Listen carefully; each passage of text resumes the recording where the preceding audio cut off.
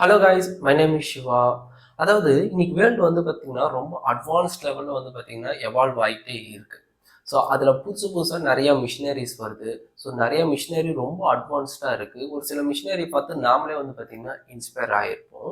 So இன்றைக்கி வந்து பார்த்திங்கன்னா அந்த மாதிரி ஒரு ஹைலி டெக்னாலஜியான ஒரு மிஷினை தான் பார்க்க போகிறோம். ஸோ நிறைய பேர் பார்த்தோன்னே இன்ஸ்பயர் ஆகிருப்பீங்க. ஸோ நிறைய நீங்கள் வந்து இந்த யூடியூப் ஷார்ட்ஸு இதெல்லாம் வந்து பார்த்திங்கன்னா நீங்கள் பார்த்துருக்கலாம். அதாவது ஒரு வாட்டர் வந்து பார்த்திங்கன்னா ஒரு நாசில் மூலிமா இன்ஜெக்ட் பண்ணி மெட்டல்லேருந்து ஸ்டோன் வரையும் வந்து பார்த்திங்கன்னா கட் பண்ணியிருப்பாங்க. அது கொஞ்சமாக இல்லை, ஹை திக்னஸ் 4 இன்ச் வரையும் இருக்கக்கூடிய மெட்டல்லாம் கூட கட் பண்ணுற மாதிரி நீங்கள் பார்த்துருக்கலாம். ஸோ இதெல்லாம் வந்து பார்த்தீங்கன்னா நீங்கள் நிறைய பேர் இன்ஸ்பயர் இருக்கலாம். ஆனால் இது எப்படி ஒர்க் ஆகுதுன்னு உங்களுக்கு யாருக்காவது தெரியுங்களா? ஸோ அதை பற்றி தான் இன்னைக்கு பார்க்க போகிறோம்.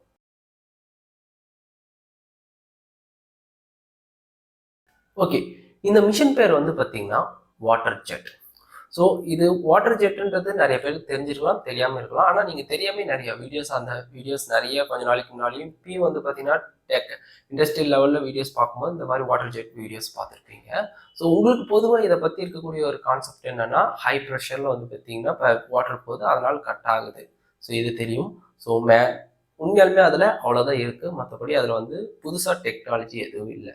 ஸோ ஆனால் பட் வந்து இது வந்து ஒரு சிஎன்சி மிஷினில் வந்து இம்ப்ளிமெண்ட் பண்ணியிருக்காங்க. ஸோ ஃபஸ்ட்டு இது எப்படி ஃபங்க்ஷன் ஆகுதுன்னு ஃபுல்லாக இதோட கன்ஸ்ட்ரக்ஷன் இது எப்படி ஒர்க் பண்ணுதுன்றதை நான் ஃபஸ்ட்டு சொல்லிடுறேன்.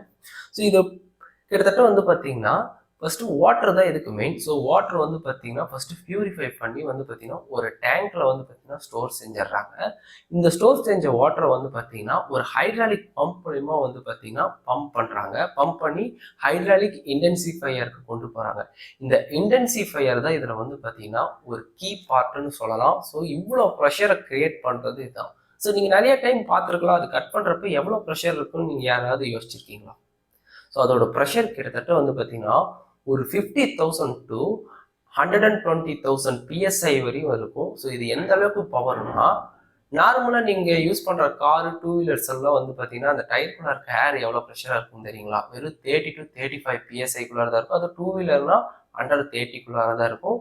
ஸோ இதே வந்து ஒரு கியர் வண்டினா ஒரு 40 PSI இருக்கலாம். ஆனால் இது எத்தனை மடங்கு வந்து பார்த்தீங்கன்னா ஹையஸ்ட்டாக இருக்குது. ஸோ 50,000 எங்கே இருக்குது, இது எங்கே இருக்குது? நான் சொல்கிறது லோயஸ்ட்டு.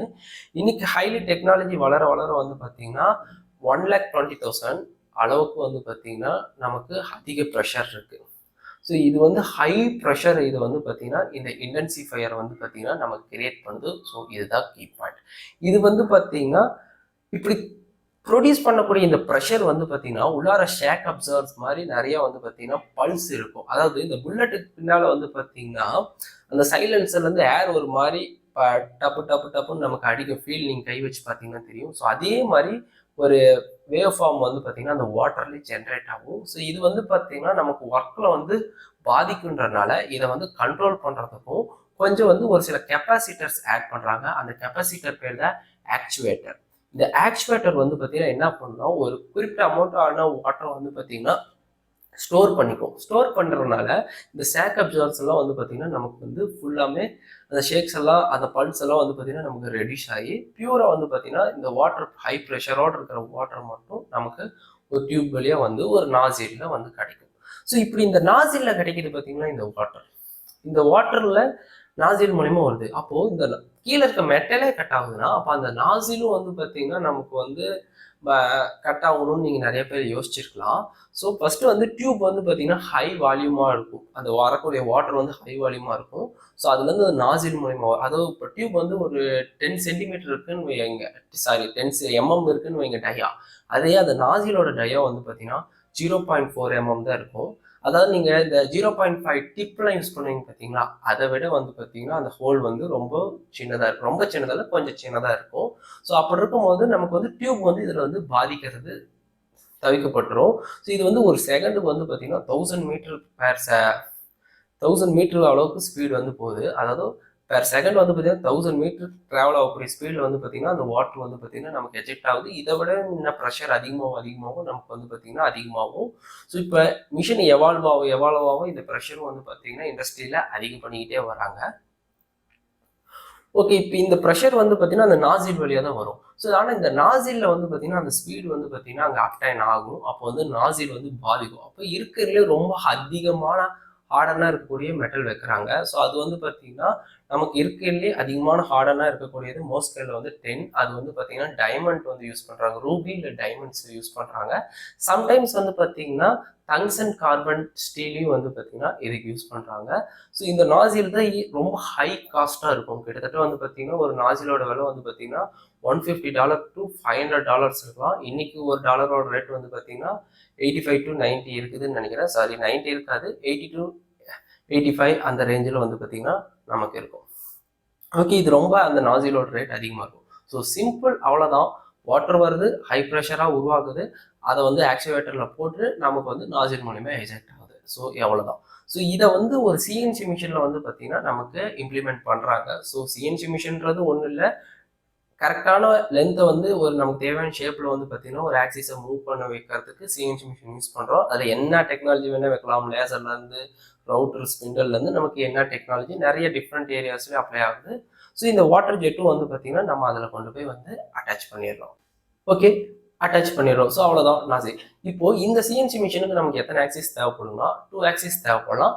அதை விட்டா வந்து 5 ஆக்சிஸ் வரை யூஸ் பண்ணுறாங்க. அதாவது 2 ஆக்சிஸே இனஃப் ஆனது. அதாவது எதுக்கு இனஃப்னா ஒரு 2D கட்டிங்க்கு மட்டும் பண்ணுறதுக்கு நமக்கு வந்து இது இனஃப் ஆனது. அதே வந்து பார்த்தீங்கன்னா அந்த 2Dலேயே வந்து இன்க்ளைண்டான கட் வேணும். அதாவது நீங்கள் வாட்டர் ஜெட்டுன்னு போயிட்டாவே 2D கட்டிங் மட்டும் தான் பண்ண முடியும். ஸோ அதாவது ஸ்லோப்பு, இப்போ நேராக கட் பண்ணோம்னா நமக்கு லென்த்தாக இப்படி கட் இருக்கும், இதே வந்து இன்க்ளைனா இப்படி இருக்கும். ஸோ ஒரு சில இடத்துல இன்க்ளைனாக இந்த கிராஸாக டேப்பராக வேணுன்ற இடத்துல இது வந்து பார்த்தீங்கன்னா இந்த 5 ஆக்சிஸ் வந்து யூஸ் பண்ணுறாங்க. ஸோ அவ்வளோதான் சிஎன்சி மிஷினோட கண்ட்ரோல். ஸோ இதில் எவ்வளோ திக்னஸ் இருக்கக்கூடிய மெட்டல்ஸை வந்து நம்ம கட் பண்ணலாம். கிட்டத்தட்ட வந்து பார்த்தீங்கன்னா நமக்கு ஒரு 4 இன்ச் அளவுக்கு திக்னஸ் இருக்கக்கூடிய மெட்டலை கட் பண்ணலான்னு சொல்கிறாங்க. ஸோ ஆனால் 4 இன்ச்சுக்கு மேலேயும் கட் பண்ணுறாங்க. அதாவது 6 to 8 இன்ச் கட் பண்ணுறாங்க, அதாவது 10 இன்ச் கூட சம்டைம் கட் பண்ணுறாங்க. ஆனால் ரொம்ப லென்த்தாக போகிறப்ப கீழே பாட்டம்ல வந்து கட் ஆகாது, இல்லை அப்படியே கட் ஆனாலும் ரொம்ப அக்யூரசி இருக்காது. ஓகே, இதில் வந்து பார்த்தீங்கன்னா டேரெக்டாக வாட்டரை மட்டும் நம்ம யூஸ் பண்ணி எல்லாத்தையும் கட் பண்ணிட முடியாது. சாஃப்ட் மெட்டல், அதாவது சாஃப்ட் மெட்டல்ஸ் கட் பண்ணுறதுக்கு மட்டும்தான் நமக்கு வந்து வாட்டர் யூஸ் பண்ணுறாங்க, வெறும் பியூர் வாட்டர் யூஸ் பண்ணுறாங்க. மற்றபடி மெட்டலுக்கு வந்து பார்த்தீங்கன்னா இல்லை அப்ரேஷன் வந்து ஆட் பண்ணுறாங்க. ஸோ ஃபஸ்ட்டு இது எப்படி கட் ஆகுதுன்றதை நீங்கள் தெரிஞ்சுக்கோங்க. ஸோ வாட்டர் வந்து பார்த்தீங்கன்னா இங்கே போய் எரோஷன், அதாவது கரைக்குது. நார்மலாக நீங்கள் ஒரு உப்பு காயத்தை எடுத்து ஏதோ ஒரு மெட்டலில் வந்து தேய்ச்சிங்கன்னா என்னாவும் அந்த இடத்துல வந்து மெட்டல் வந்து ரிமூவ் ஆகும். ஸோ சேம் ப்ராசஸ் இது வந்து ஒரு இன்டென்ஸாக வந்து ஒரு பாயிண்ட்ல வந்து ஹை ப்ரெஷரில் வாட்டர் போடுறப்ப அந்த இடத்துல மெட்டல் கொஞ்சம் கொஞ்சமாக வந்து பார்த்தீங்கன்னா ரிமூவ் பண்ணுறப்ப எரோஷன் மூலமா நமக்கு அந்த வாட்டர் போகிற இடம் வந்து பார்த்தீங்கன்னா கட் ஆகுது. ஸோ இப்படி கட் ஆகிறப்ப வெறும் வாட்டர் மட்டும் வச்சு எல்லா மெட்டலையும் கட் பண்ண முடியாது. ஸோ வாட்டர் மட்டும் வச்சு உட்டு, அடுத்தது வந்து பார்த்தீங்கன்னா பிளாஸ்டிக், ரப்பர்ஸ், இதை தான் நம்மளால் கட் பண்ண முடியும். மெட்டல், ஸ்டோன் இந்த மாதிரி நம்ம கட் பண்ணணும்னா நம்ம வந்து பார்த்தீங்கன்னா அப்ரேஷன், அதாவது அந்த உப்பு காயத்தில் வந்து மேலே வந்து ஒட்டியிருப்பாங்களே அந்த மாதிரி ஒரு சேண்ட் தேவைப்படும். ஸோ இதுக்கு அப்ரேஷனாக என்னென்ன யூஸ் பண்ணுறாங்கன்னு பார்த்தா சேண்ட், கிளாஸு, ஸோ சம்டைம்ஸ் வந்து டிஃப்ரெண்ட் காம்பவுண்ட்ஸ் ஆஃப் அலாய் மெட்டல்ஸும் வந்து யூஸ் பண்ணுறாங்க. ஆனால் சேண்ட் கிளாஸ் வந்து நார்மலாக சீப்பாக யூஸ் பண்ணக்கூடியது. ஸோ இது வந்து பார்த்தீங்கன்னா அந்த நாசிலில் வந்து பார்த்தீங்கன்னா நமக்கு எக்ஸெக்ட் பண்ணுவாங்க. வாட்டர்லேயே இது வந்து மிக்ஸ் பண்ண மாட்டாங்க. கரெக்டாக அந்த நாசிலேருந்து அவுட்லெட்டில் ஆகிற இடத்துல வந்து பார்த்தீங்கன்னா நமக்கு வந்து இந்த சேண்ட் வந்து மிக்சர் ஆகிற மாதிரி வைப்பாங்க. ஸோ இது மூலயமா தான் நமக்கு மெட்டல்ஸ் இதெல்லாம் கட் பண்ணுது. ஸோ இந்த சேண்ட் என்ன பண்ணுன்னா அடிஷ்னலாக வந்து பார்த்தீங்கன்னா கொஞ்சம் அப்ரேஷனை வந்து உருவாக்குது. அந்த இடத்துல இன்னும் கொஞ்சம் உராய்வு அதிகமாக உருவாக்கி அந்த இடத்துல இருக்க மெட்டலை சீக்கிரம் கட் பண்ணி நமக்கு வந்து ப்ராசஸை வந்து ஃபாஸ்ட்டாக பண்ணுது. இதோட அக்யூரசின்னு வந்து சொல்லி பார்த்தோம்னா கிட்டத்தட்ட வந்து பார்த்தீங்கன்னா நமக்கு 0.1 mm கிடைக்கல, இல்லை 0.01 mm வரை கிடைக்கலாம். ஸோ அது எந்த அளவுக்கு யூஸ் பண்ணுறதுன்றதை பொறுத்து. இதோட அட்வான்டேஜஸ்ன்னு சொல்லி பார்த்தோம்னா இப்போ ஹை மெட்டலை வந்து அதாவது அதிக திக்னஸ் இருக்கக்கூடிய மெட்டலை வந்து பார்த்தீங்கன்னா நம்மளால ஹீட் ஆகாமல் கட் பண்ண முடியும். நார்மலாக வந்து பார்த்தீங்கன்னா இதுக்கு வந்து கேஸ் கட்டிங் யூஸ் பண்ணுவாங்க. பட் வந்து இதில் வந்து ஈஸியாக வந்து பார்த்தீங்கன்னா நம்ம கேஸ் கட்டிங்ஸ் எதுவும் இல்லாமல் கட் பண்ணும்போது நமக்கு ஹீட் ஆகாத மெட்டல். ஸோ அந்த மாதிரி இதில் பண்ணிக்க முடியுது. ஸ்டோன்ஸ் இதில் வந்து ஈஸியாக கட் பண்ணிக்க முடியுது. ஏன்னா கேஸ் கட்டிங்கில் ஸ்டோன்லாம் கட் பண்ண முடியாது. ஸோ அதனால ஸ்டோனும் பண்ணிக்கலாம். ரெண்டாவது இது வந்து சிஎன்சிஐஸ்டாக இருக்கிறதுனால நமக்கு வந்து இன்னும் கொஞ்சம் சூப்பராக இருக்குது. ரெண்டாவது இதில் பொல்யூஷன் ஃப்ரீ. ஸோ இதில் பொல்யூஷன் கிரியேட் ஆகாது, டஸ்ட்டு கிரியேட் ஆகாது. ஸோ அந்த மாதிரி நிறையா இது இருக்குது. அப்ளிகேஷன்ஸ்னு சொல்லி பார்த்தா நம்ம ஊரில் பொறுத்தவரை ஸ்டோன் கட் பண்ணுறதுக்கும் மெட்டல் கட் பண்ணுறதுக்கும் பெரிய பெரிய இண்டஸ்ட்ரி வந்து ஃபேப்ரிகேஷன் ஒர்க்குக்கு வந்து பார்த்தீங்கன்னா ரா மெட்டலாக கட் பண்ணுறதுக்கு வந்து பார்த்தீங்கன்னா இந்த வாட்டர் ஜெட்ஸை வந்து பார்த்தீங்கன்னா நல்லா யூஸ் பண்ணிட்டு இருக்காங்க. ஓகே, இந்த மிஷினை பற்றி கிளியரான ஒரு அளவுக்கு எக்ஸ்ப்ளனேஷன் கொடுத்துட்டேன்னு நினைக்கிறேன். ஸோ இதுக்கு இன்னும் உங்களுக்கு தேவைப்படும்னா நீங்கள் கமெண்ட் பண்ணுங்கள். நீங்கள் எந்த அளவுக்கு பண்ணுறீங்கன்னு பார்த்து இதோட இன்னும் மோர் டீட்டெயில்ஸும் போடுறேன். ஸோ இந்த மாதிரி ஏதாச்சும் மிஷினை பற்றி உங்களுக்கு எக்ஸ்ட்ரா நான் பேசணும்னு நினச்சிங்கன்னா கமெண்ட்டில் போடுங்க, அதை பற்றியும் நான் பேசுகிறேன்.